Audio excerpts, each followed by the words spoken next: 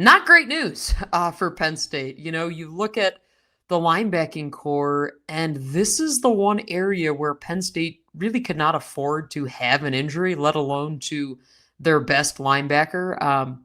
I think you go back and you look at the spring when Tamir Robinson enters the transfer portal and you say, okay, like you knew that Penn State needed to make a move in the portal to kind of react to that. And they did so really well by bringing in Amari Campbell, who's played at a really high level.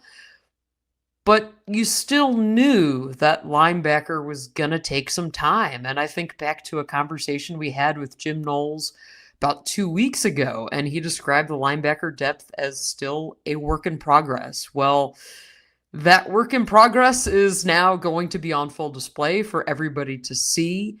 No doubt this is a tough pill to swallow. I think you look at the way Tony Rojas was playing, obviously the fact that Penn State's running that Jim Knowles, that 4-2-5 defense, you were relying on Rojas and Campbell to get this thing right. Now, they're going to have to dip back into Dom DeLuca. He'll step into Rojas's spot. And then when you kind of look at that next wave of players, and I think this is like the really important thing you have to remember here is that there is a massive dip when you go from those first three of Rojas, Campbell, and DeLuca to that next wave of players. Like the snap counts, it's pretty much like you're dropping off a cliff.